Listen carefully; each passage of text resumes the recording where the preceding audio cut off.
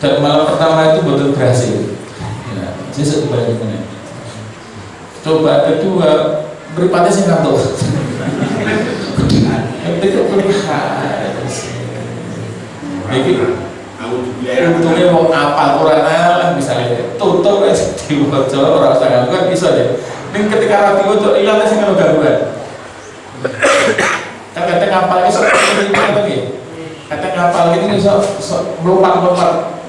Kata-kata masih kelewatan kadang-kadang. Strategi kedua dilihat tulisannya, betul lihat gangguannya ngantuk ya. Hari ketiga benar-benar diusahakan dan berhasil. Nanti berhasil lagi orang ngantuk ya bisa meloncat tuntas Al-Baqarah. Dan itu masih ada sisa-sisa terasa. Dan terjadi Pak. Jadi kalau begitu pertama kali masuk rumah itu pun mulai diganggu. Masuk pertama rumah itu kan kalau rambutnya belas lo dari model rumah tangga pertama itu diglek plastik siji. Gak jajan jadi sebagai tawakal orang jalur wong tua ya kalau tua jajan beri di seorang. Akhirnya terus teriak Pak, apa anak antara jarak gitu. Saya beli kompor itu dua.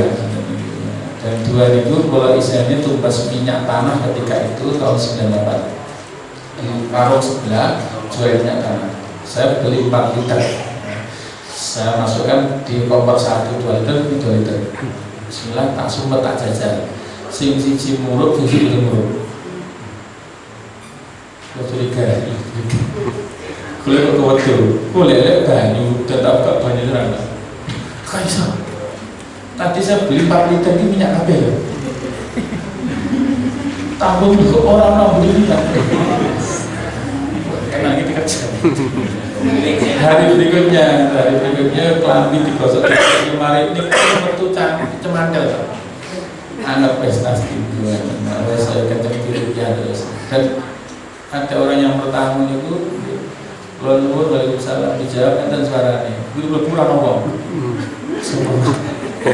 Lalu setan itu kuat terhadap. Akhirnya hari berikutnya kita berusaha keras memohon pertolongan Allah dan akhirnya gitu. Cuma anak saya ketika kemudian lahir anaknya bayi masih lihat. Artinya nggak bisa ganggu. Artinya dimensi lain itu memang ada dan setan bisa mengganggu. Cuma ketika kita punya tawakal kepada Allah, yakin kepada Allah, itu bisa dilihat. Ya, emang diuji sejauh mana azimah kita, kukuhnya kita, sumber kita seperti itu. Maka itu diharapkan karena setan itu tidak bisa mengganggumu dan tidak bisa merusak bacaanmu. Li'anna syaitan, sesungguhnya setan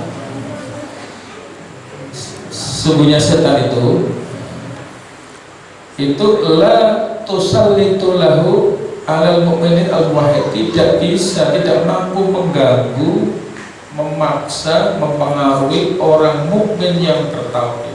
Jadi orang iman sing mentauhidkan Allah, setan betul mampu, betul kuat, betul iso ganggu. Makanya berarti kalau iso digoda setan berarti itu tauhid orang kuat kan. Keyakinan kepada Allah orang mantap kan. Mereka butuh ditingkatkan. Jadi kalau dikatakan itu li'anna syaitan la tasalluta, tidak bisa menguasai lahu, tidak punya kuasa baginya alal mukmin atau orang mukmin al-wahid. Wala batalahu, dan tidak bisa mengalahkan orang mukmin. Wala qaharu, dan tidak bisa menguasai, tidak bisa mengendalikan. Ora iso dipaksa, ora iso dikuasai, tidak bisa diganggu bagi orang mukmin yang memurnikan tauhid kepada Allah. Wa inna matasallutuhu, dan sesungguhnya kemampuan setan untuk bisa menguasai orang, wala batu, dan kemampuan setan untuk mengalahkan waqahru dan memaksanya itu hanya kepada alladzina yatawallawnahu, kepada orang-orang yang menjadikan setan sebagai pemimpinnya atau menjadikan setan sebagai panutannya. Ayo ditaati dengan mengikuti ajaran-ajaran setan itu. Wa qabulu ma yuzalilu, dan menerima apa yang dihias-hiasi setan lahu baginya minal ma'asi. Jadi kata Tauroma dihiasinya dosa-dosa dengan bunga-bunga dunia. Jadi maksiat itu setan bisa menutupi dengan keindahan. Jadi setan itu bentar yang katanya, walaupun jadi bodoh ya, di iman itu frasa. Maka dengan kita mengikuti ajaran setan yang setan berhasil memperdaya kita dengan menutupi kemaksiatan dengan suatu keindahan, kalau ada terjerumus dan itu yang bisa jadi diganggu setan, dikuasai, paling dipaksa, dikontrol oleh setan. Dia berhasil menipu daya manusia dengan menghiasi manusia dengan keindahan-keindahan. Kemudian akhirnya apa? Walladzina hum bihi musyrikun, dan orang-orang yang menyekutukan setan dengan Allah Subhanahu wa taala. In ata'uhu, maka tatkala orang-orang itu mentaati setan fi ibadati ghairillah, itu dengan beribadah kepada selain Allah Ta'ala, fa'abadu, maka akhirnya mereka itu menyembah al-asnam, berhala, wa ghairahu, dan selainnya.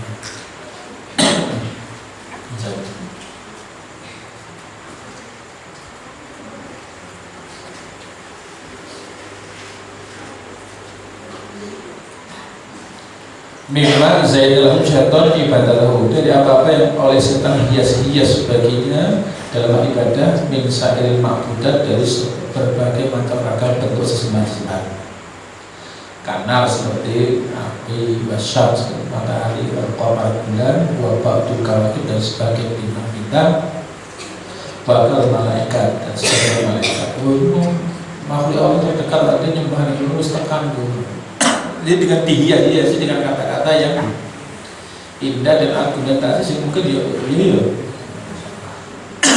Seakan-akan itu bisa mantap kan? Itu caranya seperti itu. Wabatul ambiya, seperti para nabi, jadi menjadikan makhluk sebagai tandingan Allah dalam menyembah kepada Allah. Dan itu menjadi vokal gawe setan.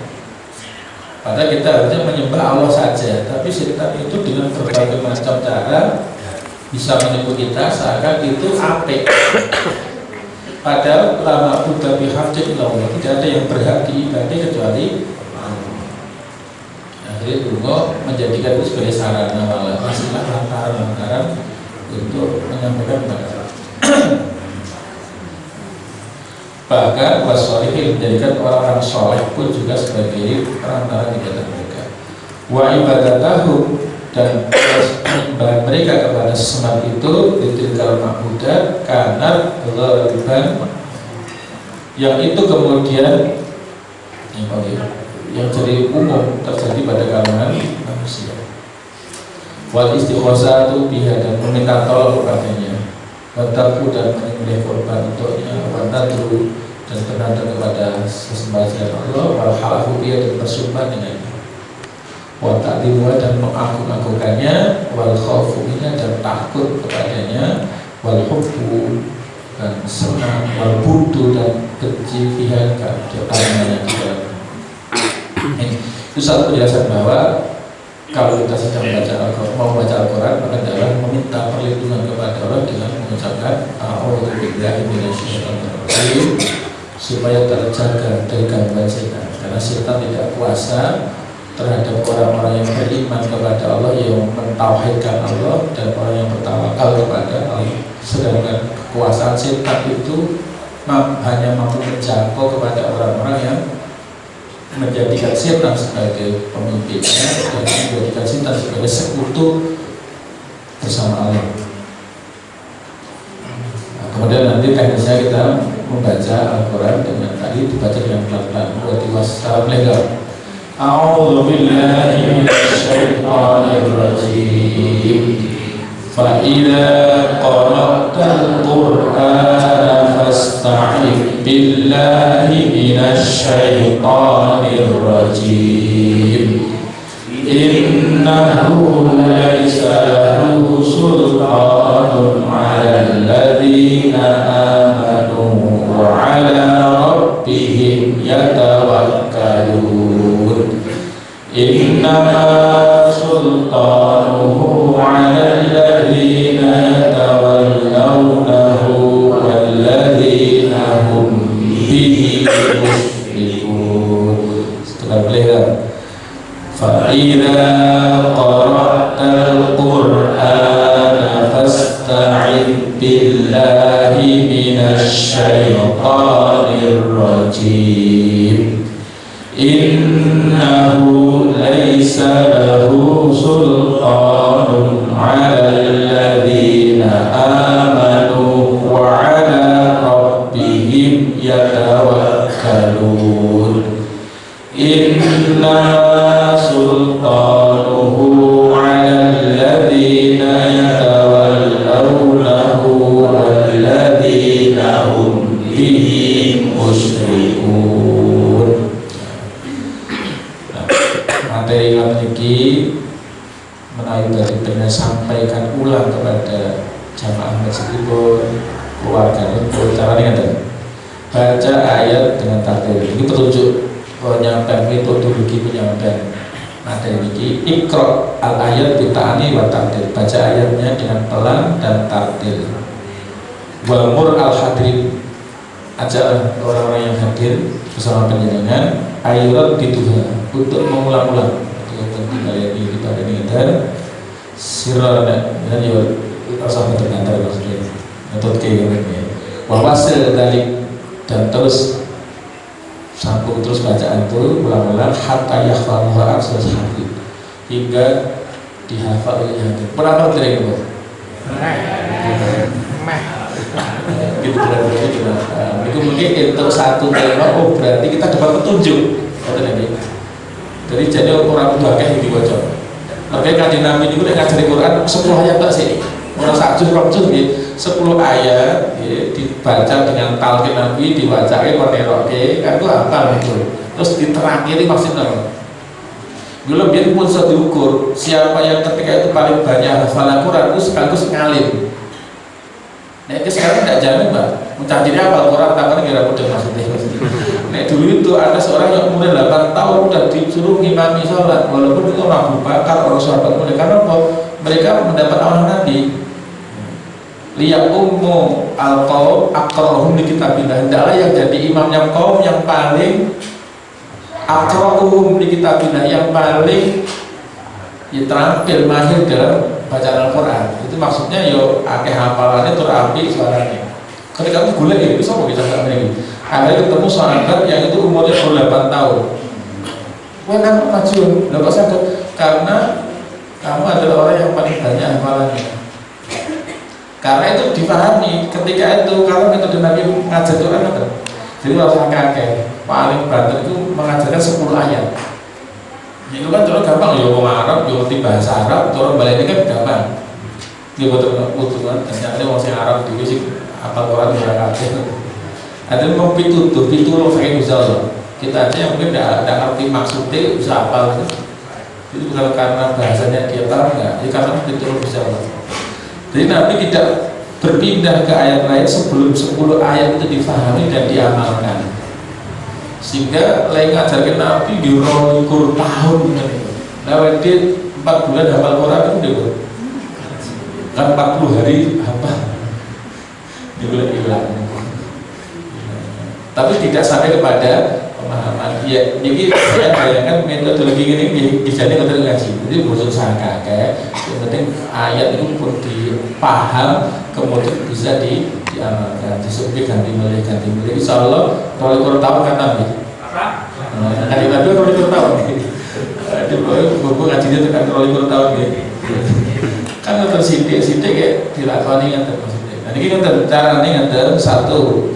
Ini petunjuk buku niki Iqra al ayat dita'ani, bacalah ayat ini dengan pelan-pelan, wa tartil dan tartil, wa muril hadirin, tetahkanlah yang hadir. Ini kita bukan mau mengikuti baca ulang-ulang dengan sering. Terus sampai itu, dari pertemuan soal paham, sabar. Kemudian setelah itu Iqra syarhal ayat as-salas at-bita'ani, baca dari syarah keterangannya tadi, maksudnya ayat itu dibaca dengan caranya kita dengan pelan-pelan supaya apa paham. Wa abdillahum bilughatihim amma, ya, sampaikan takbirnya, sampaikan penjelasannya, pelajaran yang bisa diambil darinya dengan bahasa yang bisa mereka pahami. Jadi kalau sengaja orang tahjir semuanya kalau cerita itu ibu ibarat itu orang selesai diputusin tadi Ini sesuai dengan kata pemahaman mereka. Kemudian Bagaimana yang kerusakan dalam sekitar alladzi bayana yadaika, dan dengan keterangan yang ada di kitab di hadapan ini maksudnya. Kemudian juga ada muncul istinbat hukum dari ayat itu, kemudian ada hukum yang bisa diambil. Maka di situ dikatakan bayyin lahum hukmal isti'adzah inda Quran. Maka jelaskan pada mereka tentang hukumnya isti'adzah, hukumnya membaca ta'awudz ketika membaca Al-Qur'an. Wa annaha masyru'atun bi hadhil ayat karimah. Bahwa sesungguhnya membaca ta'awudz ketika membaca Al-Qur'an ini disyariatkan berdasarkan ayat ini. Berarti surat An-Nahl 98. Terus paham tenan satu ilmu dalil ini gila di fa idza qara'tal qur'ana fasta'id billahi minasyaitonir rajim. Apa lah? Ini dalil hukum mesti ada itu di syariat dan dalil mudik. Fa idza qara'tal qur'an fasta'id billahi minasyaitonir rajim. Surat An-Nahl 98. Nah, jadi rakyat itu hanya kaidah sederhana itu paham. Ini kita dalil. Ini petunjuk dari Allah. Maka ketika kita merasa dan punya manfaat luar biasa dalam rangka kita mendapat perlindungan Allah dari gangguan syaitan. Itu diantaranya iktibar, pelajaran yang bisa diambil dari ayat ini. Ini bahan khotbah Jumat harus wow ini. Karena kultum wis. Ada petunjuk dari ayat itu. Ayatnya tadi mana? Faedah Quran dan seterusnya. Wa anna ala kulli man aradal qiraah, dan bagi siapa saja yang menginginkan membaca surat ambil ayat atau ayat, hendaklah ayat awal dan bihadil ayat kalimah, hendaklah dia memohon perlindungan kepada Allah berdasarkan ayat. Illa ayyuftatah qiraati surah, kecuali kalau dia memulai membaca surat fa innahu ba'dal isti'adzah, sesungguhnya setelah dia membaca isti'adzah itu yaqulu bismillahirrahmanirrahim. Maksudnya kalau orang ini membacanya surat mulai dari awal, maka ada dua syariat, yaitu setelah membaca ta'awudz kemudian membaca basmalah. Tapi kalau hanya membaca ayat tok atau tengah-tengah surat tidak dari awal, maka cukup membaca ta'awudz saja. Tadi sudah ada dua kaidah. Jadi kalau dia mau membaca surat itu dari awal, setelah ta'awudz membaca basmalah. Tapi kalau dia hanya membaca ayat atau membaca tidak dari awal surat, maka cukup bagi dia membaca ta'awudz. Amma idza aradta qira'ah, adapun ketika dia menginginkan membaca min surat, dari surat minas suar, dari beberapa surat, min wasatiha, dari tengahnya, maksudnya tidak dari awal. Kalau dia mau membaca surat-surat Al-Qur'an tapi tidak dari awal, itu dari tengah-tengahnya misalnya. Aw min akhirnya, atau dari akhirnya.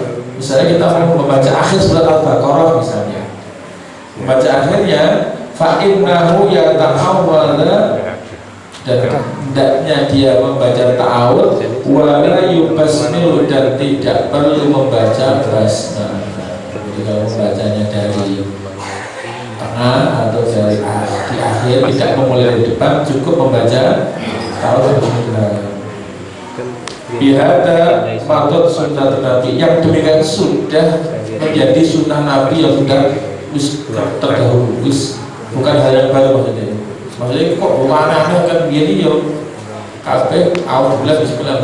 Ini adalah sunnah Nabi yang sudah berlalu, sudah berlaku sejak dulu. Kemudian berikutnya khussahum ala tawakal. Maka kita diminta untuk mendorong para muslimin untuk bertawakal, berserah diri Allah, kepada Allah, bil amali, dengan melakukan amal, bil taati, dengan mentaati Allah, wa tarkul khaufi, dan meninggalkan takut, min ghairillah, dari yang selain Allah. Jadi buat disita putri itu malah gini kita Pak wedi Pak niku jare gendruwo boleh bertawakan terus jadi wedi kepada saya betul itu misalnya ketika asuransi dibutuhkan apa ya orang anak benar inna kaita syaitan karena dhaif sesungguhnya tipu daya itu lemah. Bagaimana enggak lemah kalau kita masuk rumah membaca salam, membaca doa, makan minum, baca doa, setan itu pun kepelai Pak. Kok diledeni lho Pak, maksudnya setan itu lemah banget. Misalnya kalau kita dahan wudhu mengucapkan bismillah apa-apa atau berani keluar masuk WC pada dulu apa yang sederhana ini kok diamalkan dengan sunnah setan itu pun berdekatan lemah. Bahkan dikatakan kan gereja itu atas penghuni dari setan bikin kita betul ya. Tapi ketika penghuninya itu seperti tawakal kepada Allah, di antara bentuk tawakalnya adalah berlindung kepada Allah melalui doa-doa yang disyariatkan. Setan mengatakan la mabita wala asya. Udah kita pergi dari rumah ini, nggak ada tempat bermalam, nggak ada makan malam. Lu boleh omah sing iso dikudo. Jadi angger awake dhewe mangan ngombe bismillah setan wis dredeg wis beneran. Bari kok sampai ana wong sok dikudo setan berarti lho.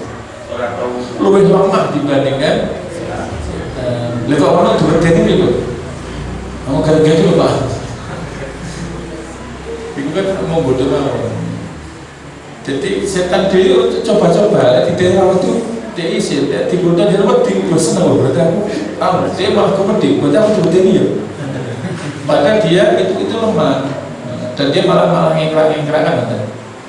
Misalnya ketika kita lewat bulan pinggir, amal lebaran dari langkung itu mau sangat oh berarti aku mana ya? Malah dikudo, jalan lewat daerah pinggir dia, a'udzu bikalimatillahi tammati min syarri ma khalaqa. Kamu apa ibu cah cilik biasa kedar untuk tangan maca bismillah lalu metu isin tunggu niku kebal ibu sedang bersangkutan. Berarti kalau sampai ada yang tergoda karena gawat berarti dia pada kondisi lemah dia lari. Kalau Gusti Allah boten kumandel boten tawakal kepada Allah Subhanahu wa taala. Tunggal ini hadis berkaitan dengan itu. Nah, kalau bisa buat satu hadis yang ada kayak ini cocok betul. Oh, assalamualaikum. Ada ini jadi hadis materi kedua. Cuma ini saya gabung satu materi yang saya terjemahkan sesuatu itu berarti isinya satu ayat atau ayat tertentu tema, kadang satu ayat, kadang beberapa ayat, tapi satu tema. Kemudian ada satu hadis yang ada korelasinya. Yang kalau di kitab ini ayat tadi itu materi satu. Sedangkan hadisnya ini adalah materi yang kedua. Sesuk itu nih, cuma itu digabung. Cuma nanti prakteknya, misalnya dalam keluarga kan wis hari ini materi ini aja wis. Maksudnya ngeten, keterangan yang ngeten, aplikasi ayat itu ngeten. Ini kan gampang, sedino suci insyaallah ketika ini sudah mau dimulai, ini dialokasikan setahun kata. Ini kan tulisannya ini al-awal al-muharram, jadi bulan Muharram tanggal 1 temanya ini, bulan Muharram tanggal 2 temanya ayat ini, hadis ini dan seterusnya. Artinya ini kajian harian disesuaikan dengan tanggalnya. Artinya umat masih makmur tenan iki.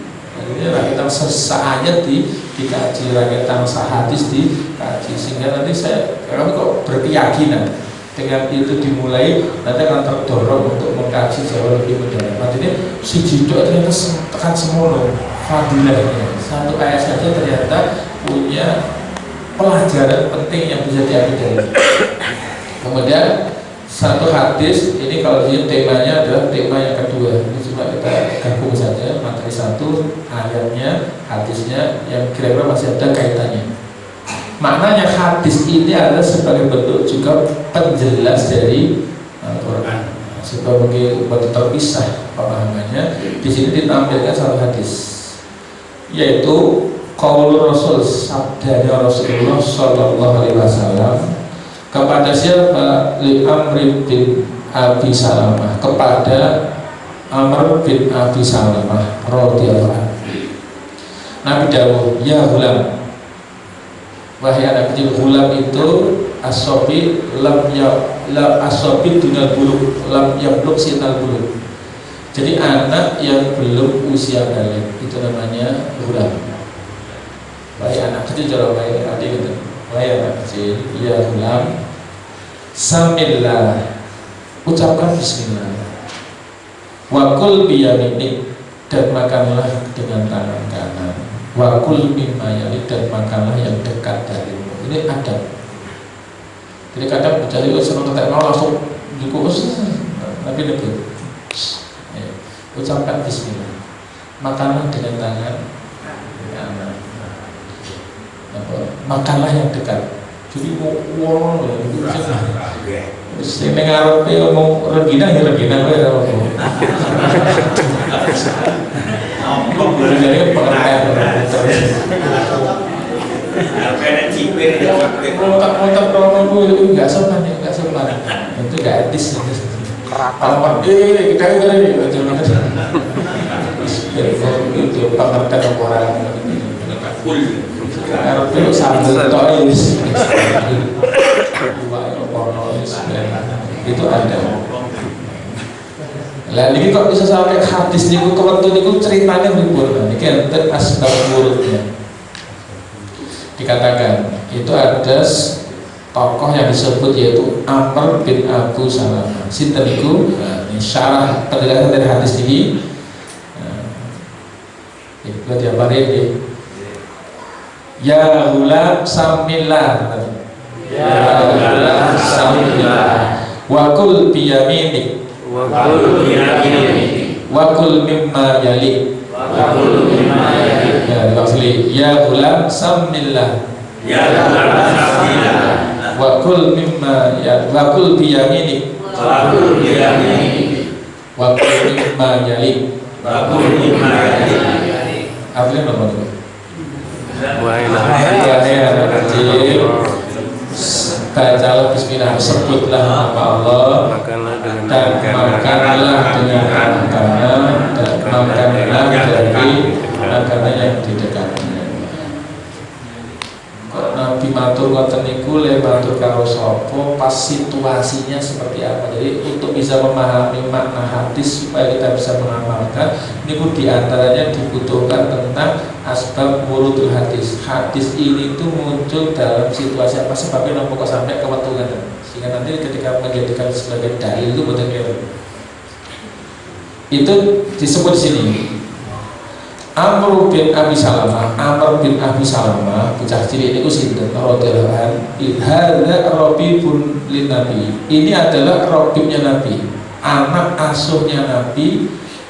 Rabib niku lanang robib itu robibah niku adalah gambarane anak gawat bojo saka bojo sing terdahulu.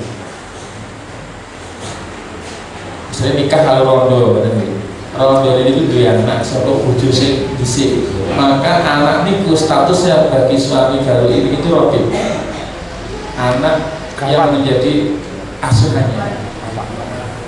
Anak gawan, anak gawan. Gawan itu anak walon kan? Oh, dari anak walon. Niku sinten? Itu anaknya Abu Salamah. Abu Salamah niku sinten? Itu sahabat Nabi yang gugur dalam perang Badar. Yang gugur dalam perang Uhud. Kan itu diantaranya hak pertemanan niku ngerabi bojone kancane. Entuk niku kan. Lho ngoten jane. Nabi niku lek kan ora niku bocah yatim, sing ngene sapa? Bojone sing mape ya sapa kan. Jadi ada hak pertemanan yang penting. Beneran lek ora kudu. Ora ono motivasine ini seneng sama bocah akeh jadi. Dengan meninggal suaminya kan terputus nafkahnya. Sementara dia tidak punya keterampilan. Boleh duwe terus anaknya ada akeh terus. Maka Nabi menikah itu yang mereka ketika Ummu Salamah, ibu jenis Ummu Salamah, ini terkenal Ummu Salamah berarti itu bojone Abu Salamah, sing wafat, sahabat Nabi yang wafat itu. Kemudian anaknya Abu Salamah dengan Ummu Salamah itu Amr bin Abu Salamah. berarti itu baginya Nabi itu adalah Robib, anak yang di bawah kepengasuhan Nabi dari istrinya itu di kenapa ummuhu hiya Ummu Salamah, karena ibunya bocah ini namanya Ummu Salamah zaujun Nabi, jadi garwane Nabi radhiyallahu anha.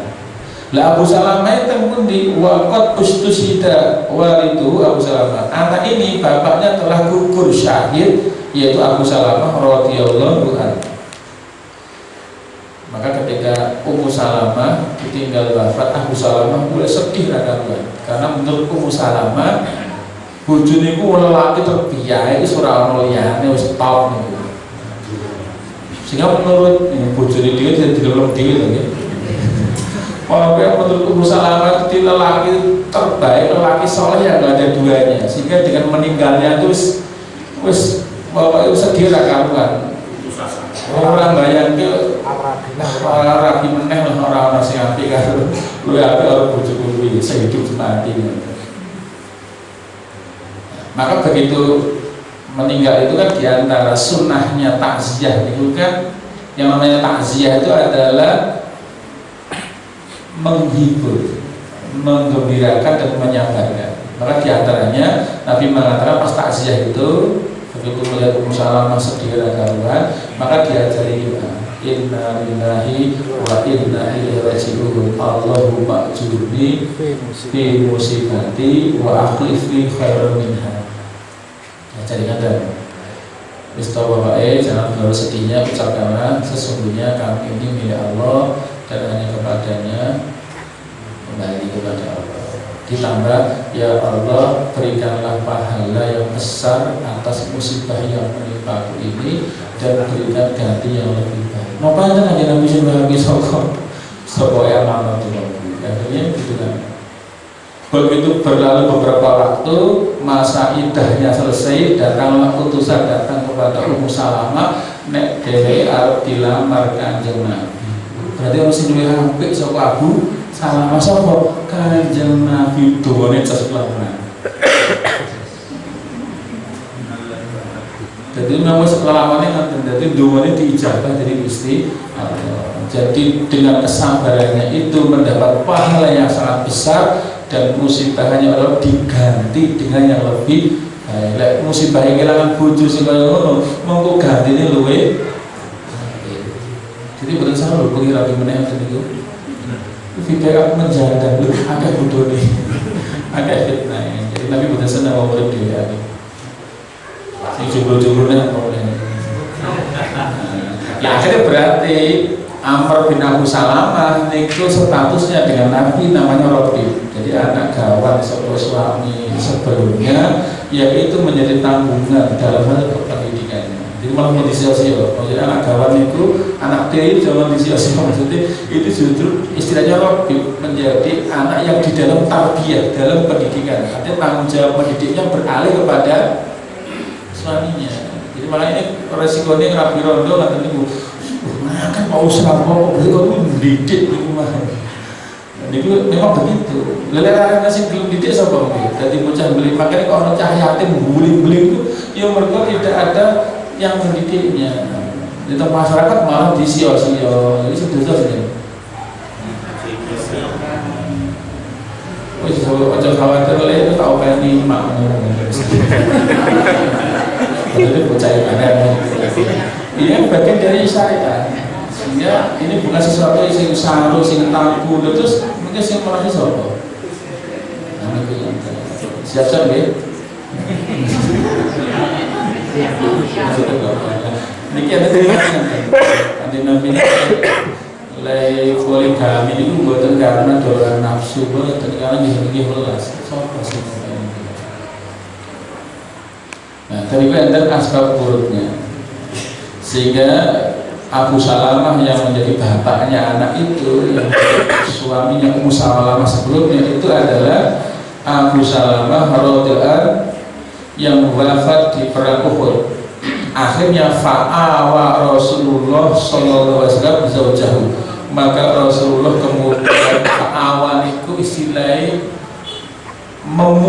bahasanya memuliakan garwani Abu Salamah dengan dinikahi oleh Rasulullah Shallallahu Alaihi Wasallam. Timbang dinikahi Abu Jahal,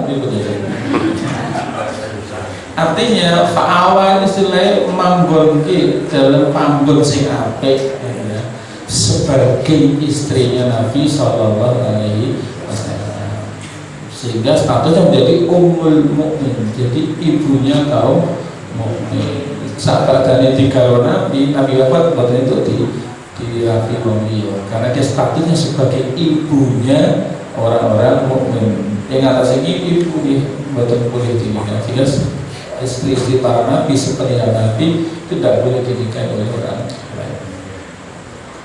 Sehingga wakom maha ila baiti nubuwati, maka Ummu Salamah direngkuh dinikahi Nabi di dalam rumah kenabian, di dalam rumah keluarganya Nabi. Fa asbahat ummul mukminin, maka jadilah Ummu Salamah menjadi ummul mukmin.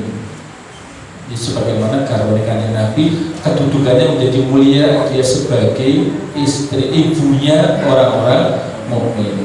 Watifluha, dan anak kecilnya Ummu Salamah tadi, Amr bin Abu Salamah itu ma'aha, ya ikut direngkuhkan Nabi bersama ibunya tadi diubani. Fa'asbaha, maka jadilah Amr bin Abu Salamah itu Robiban, sebagai Robib, sebagai anak dalam kepengasuhan li Nabi Sallallahu Alaihi Wasallam. Ini ceritanya jadi itu gara-gara ya bocah cilik kan ngoten niku tak ambil panganan lele Arab. Nah, ngoten niku memang putranya ngoten, cuma pun dimbarke mulai sejak kecil memang dilatih ada opone gak dijak nyumbang. Apa disepul topas-topas ditibake. Mau diteotin mirang-mirang surat takziah juga. Yang bocah cilik iki ngoten niku. Lha iki buat ora cilik. Mau tangan cekel ayo kan. Sebab patut wae. Ora tau mangan ya ngene jeneng lek pas mau digawe apa nek maraton sing. Bocah cilik kan gini ngoten niku, tapi disikapi dengan baik. Tapi tidak dibiarkan. Jangan dipermaklum biar bocah cilik walaupun memang anak kecil begitu, tapi Nabi itu memberikan pendidikan adab juga kepada anak kecil sejak dini. Sehingga ceritanya apa niku mau diatoam, ketika makanan itu tadi ada, ketika makanan telah dihidangkan waham melhulam dan anak kecil itu pengen mangan, faqala lahu Rasulullah SAW, maka Rasulullah SAW bersabda kepada anak itu mu'aliman, sebagai bentuk mendidiknya, lahu bagi anak tadi, wa mu'adiban, dan mengajarkan adab, mengajarkan tata krama dengan mengucapkan ya gulam, wahai anak kecil, wahai sambillah, baca bismillah dulu. Aikul bismillah, maknanya ucapkanlah bismillah. Kenapa? Iya sunnatul akli wa syurbi, karena baca bismillah itu sunnahnya makan dan minum. Orang melapor bismillah. Maka ini jangan ditinggalkan. Sebab ketika kita makan minum mau bismillah, setan sing di pasar gondol itu gering, kuru. Jadi kan antar setan ini tahu ketemu dulu sama saya kuru-kuru tenang, tak goda germangan menjadi bismillah, aku ragu mana. Lalu kalau melulu lagu kepecat tak goda bawa mangan telam, kalau berarti bismillah. Sehingga kalau barokah itu mangan akeh nggih kuru wae wong itu. Itu bener sing panganan akeh ning kuru wae. Bukan. Ora barokah, ora gizi sing nyandel. Mergo apa? Dipangan setan berkah iki. Jadi antar setan tahu mudharasa lho saiki kok gede-gede. Oh, bocah iki tau ngaji saiki gak pangan bismillah, aku dadi kuru saiki. Padha lek ibu. Jadi antar setan iki iso ketemu. Soal menunggu kok soal ini nambah aku lho wong sing ora aku bismillah. Jadi ini punya efek. Jadi nanti makan tuh atau barokah. Sehingga dengan motor bismillah, makan searahnya kok ternyata yang menyuguhi apa yang jadi kebutuhan tubuh, kok makan kok menyehatkan. Itu sudah semata-mata zatnya makanan, tapi karena lero makan itu ada sunnah yang diamalkan di sana. Karena ini sunnah makan minum. Kemudian Nabi bersabda, wakul biyamini, dan makanlah dengan tangan kananmu. Maknanya fa'amarahu bi ayakula biyadil yumna. Nabi memerintahkan anak tadi agar makan dengan menggunakan tangan kanan. Ini kan ada hadis dari Abbas menyampaikan bahwa dia cerita, dikatakan kana rajulu yaqulu inda Rasulillah sallallahu alaihi wasallam bisimali. Suatu peristiwa di momentum berbeda, dikatakan di situ Ka'ab bin Aqbah mengatakan, saya melihat ada seorang laki-laki yang makan di samping Nabi dengan menggunakan tangan kiri. Maka Nabi uratasi cak gede, Nabi menegur, kul biyaminik. Nabi mengatakan, wahai kisana, makanlah dengan tangan kanan. Apa jawab tadi? Mas tatok tuh, betul iso kanjeng Nabi. Ini gue Nabi selo dia nanggapi guyon. Mas tatok tuh, saya tidak iso kanjeng Nabi. Ini tahu di tangan-tangan, kelompoknya tangan kiri. Tahu di cakot, kelompoknya mungkin pas betul ya. Makanlah dengan tangan kanan, yang bisa nih. Maka Nabi langsung membalas, las tatota, muka-muka rasa tenang. Maka fakta dari kan, dan setelah itu orang tadi tidak bisa menggerakkan tangan kanannya untuk ke mulutnya sampai orang itu mati. Namun terserang penyakit salal, penyakit jimpe, penyakit lumpuh, dan tangannya tidak bisa. Artinya dia mengatakan tidak mampu itu bukan raiso, mergo ngeremehki nopo sing dadi peringatan kanjeng Nabi. Apalagi dia mangan nyekeli kerupuk, itu benar. Ya ditokok bawah, murid itu Pak Israel, penting barokah kan. Nah, jadi orang tadi langsung ditegur Nabi niku jawab kata lho. Mas tato tuh betul sakit kan di Nabi, belum tenang loh. Mas tato tenang berasa tenang. Kalau kabarnya muka rasa tenang. Sejak itu dia benar-benar mencoba dengan menggunakan tangan kanan, nggak bisa. Nanti di bab ke-27 kita bahas ini. Itu tentang meremehkan perintah. Bukan masalah desa, tapi dianggap orang serius itu mau terlibat. Tenang, akhirnya orang itu betul bisa. Dimana dikatakan di situ kalau itu yang perintah Allah dan Rasulnya, selagi kita mampu kerjakan. Kan Allah mengatakan fattaqullaha mastata'tum, bertakwalah kepada Allah semampu yang kalian bisa. Nabi Dawud, idza amartukum bi syai'in fa'tu mastata'tum, jika aku memerintahkan kepadamu sesuatu maka lakukan semampumu. Kan sakit kan? Tahu terus itu kok niki mungkin berarti kok ya tidak Nabi kan gimana. Ini sing kalau udah berdiri kan bumergo gengsi mergo Allah sampai betul tenan itu iso ora iso tenan muni ora iso kita jadi ora iso tenan itu maksudnya sebagai pendidikan, karena itu nanti setan orang wani nyedak nek awake dhewe dahar muncul nganggo tangan tengah iki mboten wani nyedak. Nek dahar muncul untuk bismillah setan mboten kumanan jatah makanan yang kita makan. Sehingga yang betul yang kita makan yo ono barokah, yo nutrisi maksud dan bisa memberi manfaat kepada tubuh kita dari apa yang kita makan tadi. Ini bukan sesuatu yang sederhana, tapi sesuatu yang sesungguhnya ketika ini aktivitas harian yang kita menjiwai dan kita niatkan sebagai meniru sunnah, maka mobil dan wudhu itu berpahala. Karena ini dibangun di atas sunnah, dilakukan dalam rangka menegakkan sunnah kanjeng Nabi. Kenapa kok diperintah dengan tangan kanan? Idil yusra, karena sesungguhnya tangan yang kiri ini tustakmalu fil izatil adad, digunakan untuk ngilangi kotoran, fil istinja ketika cewek atau yang lainnya, sehingga kan betul etis, kurang prayoga, betul khilaful aula, mulanya di kautaman. Karena memang walaupun tidak ada kesepakatan tangan-tangannya sehingga bisa ngapain, tangan kiri itu coba dari periksa tertipi kan memang sengaja jarak iklan mobil di tangan kiwo kan tadi ini kok maksudnya apa mobil kalau kata kok orang iklan sing linggo tangan-tangan apa itu di antara konspirasi.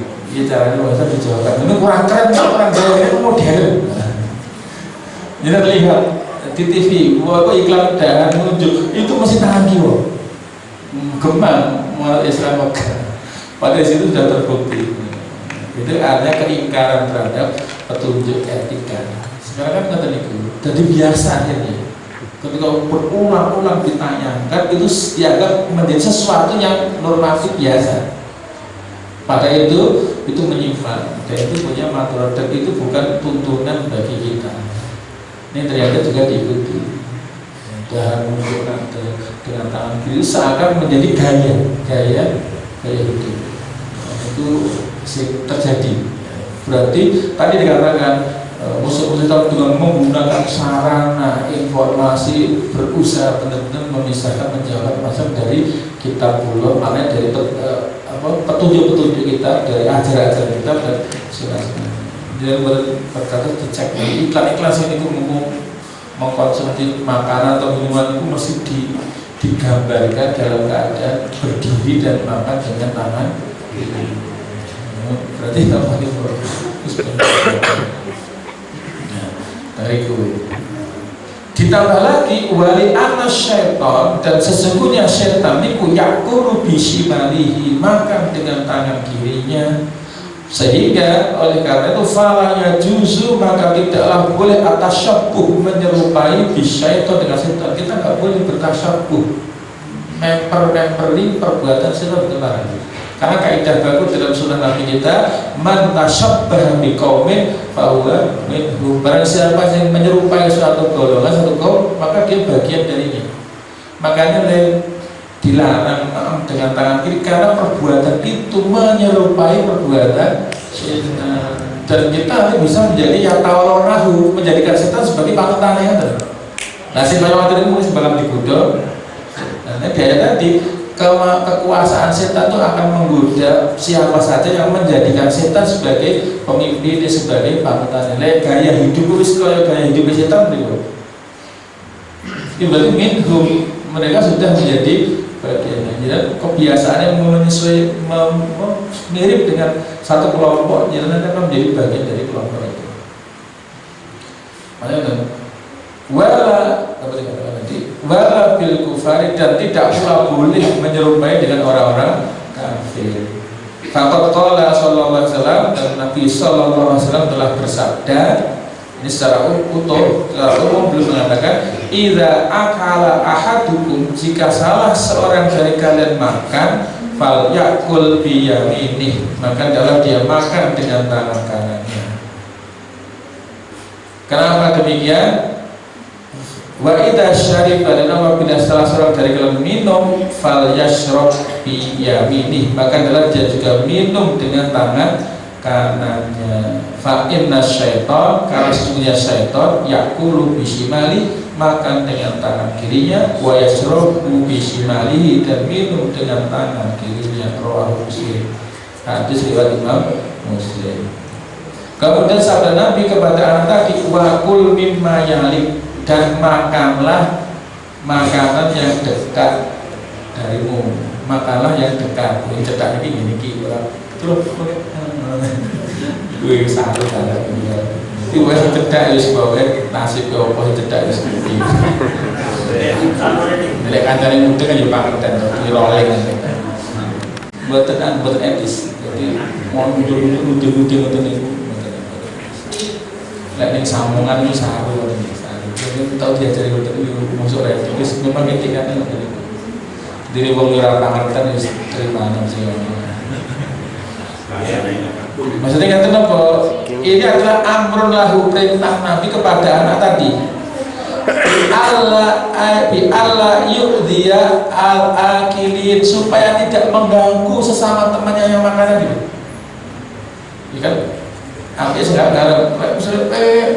segala menimbulkan ketidaknyamanan sesama orang yang sedang makan dalam satu jamuan tadi.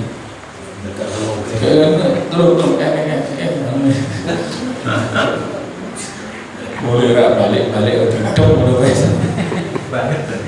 Kok enak. Artinya itu nanti iso ganti menimbulkan rasa tidak nyaman kepada orang yang makan bersamanya, ma'ahu bersamanya. Bi ayahutama yalihi, hendaklah orang itu hanya cukuplah mengambil apa yang dekat dengannya. Karena apa? Sing atur kan yo wae sekono to. Idhum, karena mereka itu ahakku lebih berhak bihi dengan makanan itu minhu darinya. Maksudnya nek sono hidangan yo berarti sing awake sing hak tidak itu. Sing kono yo wae wong sing kono lho. Karena orang yang sana itu lebih berhak dengan makanan itu daripada apa subuhane piringe gitu-gitu piringe kerupuk gedang gitu. Kudune idealnya tuan rumah sak piring sir ono bener duding. Sak piring iki ya ono ondine ono entute ya ono jabahe ya ono. Wes ngoten niku betul sedih-sedih kok. Nek kene kerupuk tok sing kerupuk jenang ning kono wajib ning kono misalkan. Ngomong akeh. Ya idealnya dengan dengan omega itu udah paketan ini sini kalau ben uang bener. Tapi seandainya tidak, ya wis ben lewat jalan di tengah ini sebejane sing mau sing sebelah kono itu memang yang di sana tadi orang sana itu lebih berhak itu daripada. Makanya ini walaupun jadi pengen ini akan harus dikalahkan dengan etika, adab, sopan santun yang nanti akan mendudukan orang itu punya harga diri. Wong duwe muruah, kalau bahasa kita, tapi muruah wong kaprawiran, duwe sifat kewibawaan. Orang-orang itu ada bentuk orang lebih baik menjaga muruah terus ini. Nek wong niku mengke sopan ditoto itu membuat orang-orang do seneng. Itu nek wong motoran niku membuat orang gak nyaman, akhirnya wong ora seneng dengan perbuatan seperti itu. Bitarki kulli ma yusabbibul adawa, dengan meninggalkan perkara-perkara yang itu bisa menyebabkan permusuhan wal baghta dan saling membenci. Sebab itu diantara adab makan, tadi contoh makan dengan tangan kanan, makan yang dekat tadi sebelumnya mengucapkan bismillah. Karena ini tidak hanya sekedar makan saja, tapi ini ada juga berkaitan dengan apa hukum nih. Karena nanti ada hukum yang namanya tasyabuh. Ketika makan dengan tangan kiri berarti itu tasyabuh menyerupai dengan syaitan. Sementara perbuatan tasyabuh mimbo menyerupai itu adalah perkara yang dilarang di dalam agama. Enggak diwasoli ya. Hadisnya bagian ya ghulam samillah, ya ghulam samillah, wakul mimma wakul biyaminik, wakul biyaminik, wakul mimma yali, wakul mimma yali. Muttafaqun alaih. Allah Rasulullah SAW Umar bin Abi Salamah. Jadi peristiwa itu terjadi ketika tadi anak tadi ketika dihidangkan makanan dan oleh Arab makanan ada baca bismillah, makan dengan tangan kanan, makanan dengan yang dekat. Ini caranya nanti menyampaikan dibaca lagi dengan pelan-pelan, dijelaskan tentang siapa tadi Umar bin Abi Salamah itu anak aslinya Kanjeng Nabi, si itu dari umpan-umpan Kanjeng Nabi karena dia putra Abu Salamah yang telah gugur dalam perang Uhud, dan istri yang kemudian dinikahi oleh Rasulullah, jadilah Ummu Salamah menjadi Ummul Mukminin karena direngkuh dalam kehidupan keluarga kenabian, maka jadilah dia sebagai Ummul Mukminin. Di situ ada penjelasan tentang adab makan, adab minum secara sempurna. Kemudian di antara adab yang lain itu diantaranya di sini ada tambahan yang ke berikutnya, jadi atim lahum baqiyat adab. Kemudian ada adab-adab makan yang ditambahkan menjadi kesempurnaan adab makan, yaitu tambahnya adalah tasghirul luqmah, yaitu memperkecil puluhan. Orang caruh itu orang mangan caruh dulu itu bilang aman. kayak muluk kayak muluk dicaro tadi. Jadi mana? Oh, Aku res. jadi mas paling belakang ada awet di piring orang nampan. Apa? Pertama. Makanya Nabi menyunahkan kalau makanan itu orang bangsa sing mau itu hanya menggunakan 3 jari. 3 jari itu apa nih? Ya paling makan bakso kira iso. Itu maksud makannya sego, makan apa itu maksudnya dengan 3 jari itu untuk memperkecil puluhan supaya tidak memberatkan lemunya orang berarti lambung. Oke Pak, rakus. Tadi kan kita dikit Pak. Jadi itu Arab makannya nyaru. Lah bagi sak mulut dituku dulu dia dipangan sengkel kita. Wah, sopan. Lu asli mau Arab bisa ditaruh kanjeng Nabi daerah ini orang nanti ada biasa. Ada dong betul bicara orang Arab masih orang muda ini betul tentu. Kalau nggak ada ilmunya nih udah tekanan.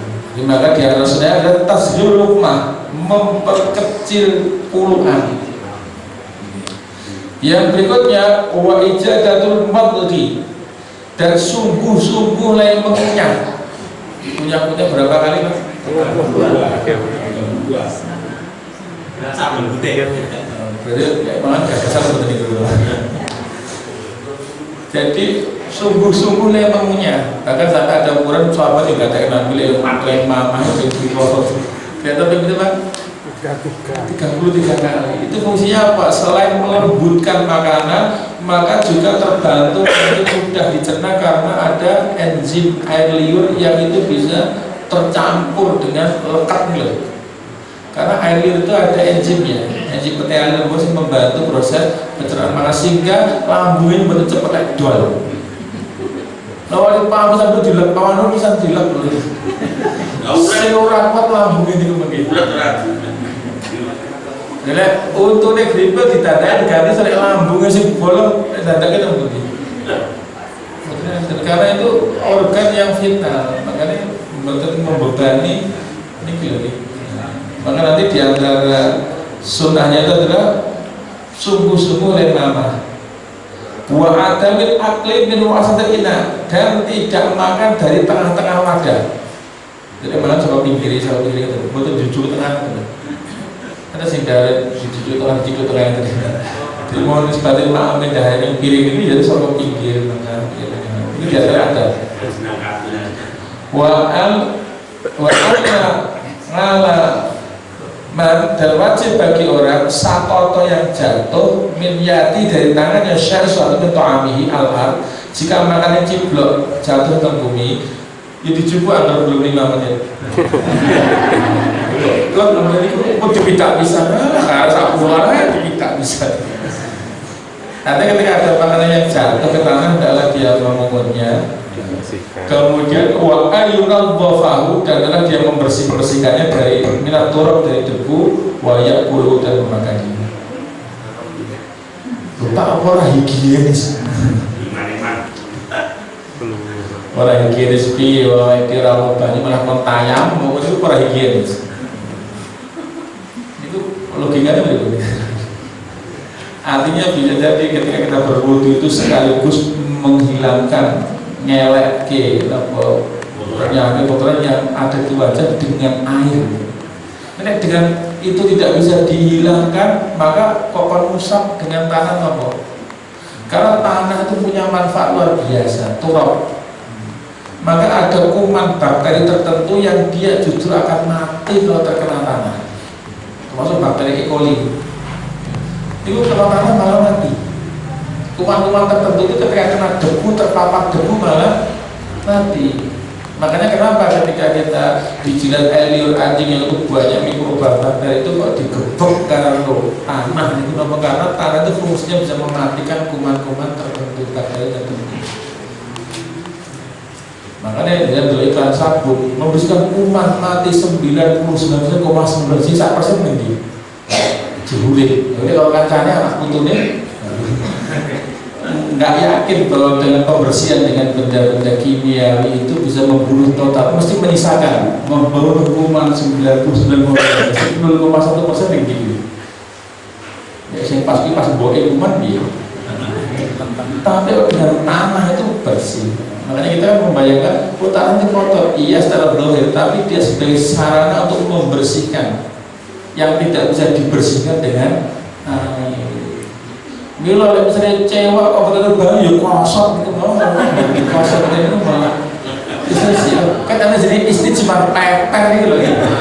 Itu kan artinya itu makanya makanan ciblok ini mungkin Cipo dibundul, dibersihkan, terus makan. Lu kok mau tembak? Ikut takunul barokah, terkadang barokah itu terletak pada ciblok itu. Ya udah selalu. Tapi sendiri mengatakan kenapa dengan karena terkadang barokahnya Allah di makanan itu ada bagian pasing jatuh. Misalnya dia dari tahu ini lombok dicopot, tahu dia dibol, itu harap kesini sering di juga orang baru kayak makanan di bagian puluhan yang terakhir, makanya orang menyisakan makanan itu dosa. Karena bisa jadi barokahnya makanan daripada suapan yang terakhir. Kemudian barokah itu ada. Kemudian berikutnya di atas sunnah makan, yaitu bi'ul aswabi liman yakul biyadi, yaitu disunahkan dilati jari-jari. Itu jika makannya dengan menggunakan tangan. Karena rupanya maksudnya apa? Karena di jari-jari tangan itu ada enzimnya. Apa Pak? Ada enzim dong Pak? pembusukan. Ada enzimnya nih. Yang itu ketika dilatih itu berarti ikut tertelan dengan wasitoh lantaran air ludah dan nanti bisa akan ke lambung. Yang itu fungsinya mempercepat pembusukan makanan orang tertahan lama di lambung. Makanya kok orang jangan dimek-mek mesti mambu besok ini. Karena tangan itu orang.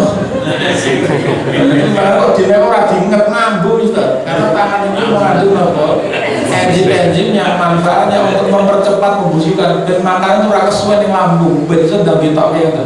Utama gudangan kali pecelan itu. Nah, itu mau dimamek itu tangannya sih nggak ada. Maksudnya ini orang enzim ya maka laku asobi jilatin itu mau disunahkan ke lidah itu mulut. Banyak mampu bonek tangan yang mana Ini kan pas gurih-gurih ya Pak itu mau. Oleh itu kira-kira maksudnya itu ada sunnah karena ternyata itu dibahas secara medis. Dia mau potong dudila itu kayak kurang madu. Ternyata di ujung-ujung jari itu ada enzimnya. Ada enzim yang manfaatnya membantu mempercepat pembusukan makanan yang ada di dalam lambung. Bila orang mana tanah di demak itu orang tinggal mampu bapak ya. Karena tangannya itu. akan pakai situ. Jadi tangannya diukus itu masih betul-betul tapi dimek-mek atau niku. Jangan digogoy tadi gula itu wae pokoknya mampu itu. Jangan sak panci itu dimakan itu mampu itu. Karena itu ada pembusukan. Namanya boleh kacang itu. makanya tangan itu luar biasa. Tangan itu bisa punya fungsi sebagai alat untuk imunitas juga ada dan alat untuk pembusukan bisa. Kemudian di antara sunnah lagi ini kan tadi itu qabla mashaha sebelum tangannya dibasuh atau ghuslah sebelum dicuci, sebelum tangannya wisuh atau dibasuh itu dilihat. Kemudian takirhu bihamdillahi ta'ala ba'dal akli.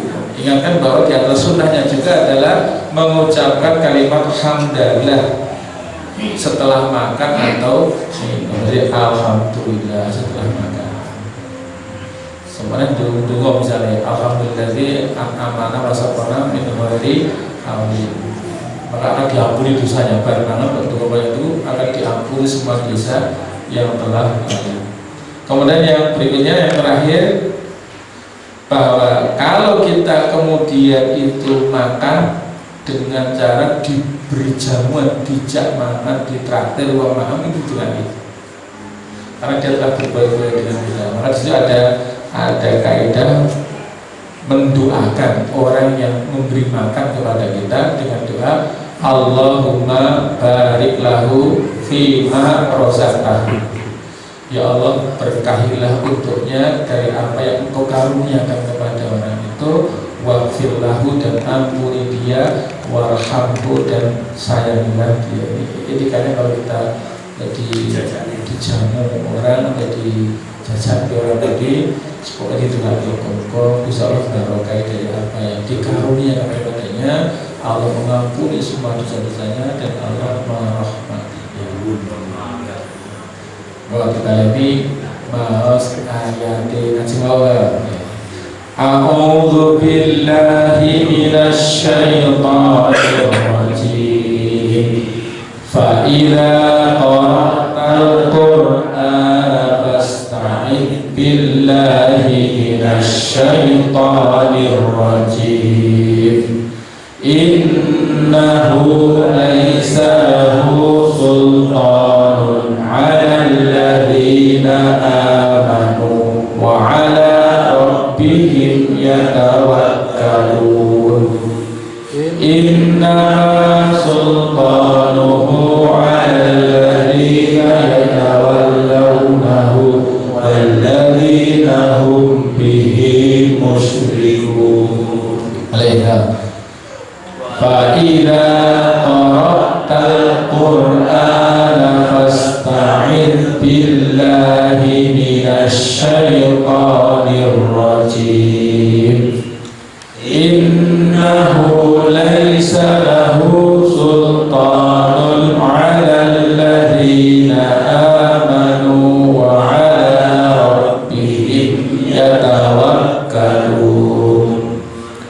Innama sultanuhu 'alal ladzina yatawallawnahu walladzina hum bihi musyrikun. Dan boleh. Fa idza qara'tal qur'ana fasta'id billahi minasy syaithanir rajim. Innahu laisa lahu sultanun 'alal ladzina amanu wa 'ala rabbihim yatawakkalun. Innama sultanuhu 'alal ladzina yatawallawnahu walladzina hum bihi musyrikun. Apa ya? Mengajak sekarang ya. Lajeng hati sipur. Kalau Rasulullah SAW mari pada misalnya kan, ya ulam sambillah wa kul biyaminik wa kul mimma yalik. Artinya wahai anak kecil, sebutlah nama Allah dan makanlah dengan tangan kananmu dan makanlah yang ada di dekatmu. Kemudian Tuhan ini ditraktir. Allahumma barik lahu fima razaqtahu wa ghfir lahu warhamhu. Boleh. Allahumma barik lahu fima razaqtahu wa ghfir lahu warhamhu. Di oleh kantong sing traktir istri. Allahumma barik laha fima razaqtaha wa ghfir laha warhamha. Ini diantara adab etika sehari-hari yang seandainya itu kita lakukan benar-benar dalam rangka menegakkan sunnah Nabi kita, menjalankan dawai Allah, maka aktivitas harian yang sederhana ini itu menjadi amal kebaikan kita yang mendatangkan pahala di akhirat dan membawa keberkahan hidup di dunia. Barangkali itu yang kita sampaikan. Semoga kita berkesempatan mengkaji Al-Quran dengan pengkajian yang baik sehingga kita bisa mendapatkan hikmah Al-Quran dan menjadikan Al-Quran itu hidup dalam jiwa raga kita selayaknya roh bagi jasad kita dan selayaknya cahaya bagi petunjuk penerang kita. Karena itu semoga bermanfaat. Kurang lebih mohon maaf. Aku qouli hadza. Astagfirullahaladzim. Wassalamualaikum warahmatullahi wabarakatuh.